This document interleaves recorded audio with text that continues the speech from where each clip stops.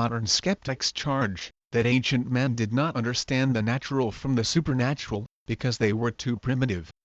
However, this does not align with the account of the virgin birth.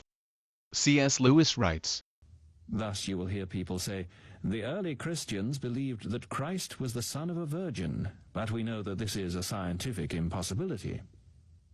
Such people seem to have an idea that belief in miracles arose at a period when men were so ignorant of the course of nature that they did not perceive a miracle to be contrary to it.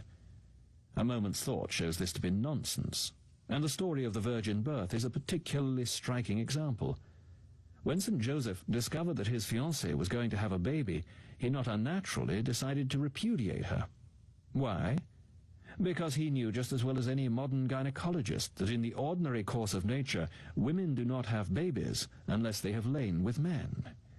No doubt the modern gynecologist knows several things about birth and begetting which St. Joseph did not know, but those things do not concern the main point, that a virgin birth is contrary to the course of nature, and St. Joseph obviously knew that.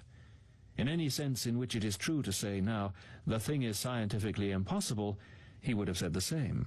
The thing always was, and was always known to be impossible, unless the regular processes of nature were, in this particular case, being overruled or supplemented by something from beyond nature. When St. Joseph finally accepted the view that his fiancée's pregnancy was due not to unchastity, but to a miracle, he accepted the miracle as something contrary to the known order of nature. All records of miracles teach the same thing. Furthermore, if Joseph wanted to test the truthfulness of Mary, he had a test given to him in the Mosaic Law. It would be absurd for a godly man like Joseph to stay with a woman like this, after he realized she was lying about being a virgin. Considering the religious and cultural milieu. Of course, Joseph never hired a private investigator to monitor Mary's faithfulness to him.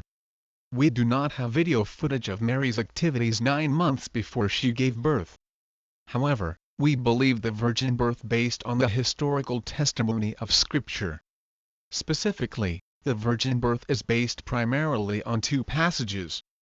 Matthew chapter 1 verses 18 to 25 and Luke chapter 1 verses 26 to 38.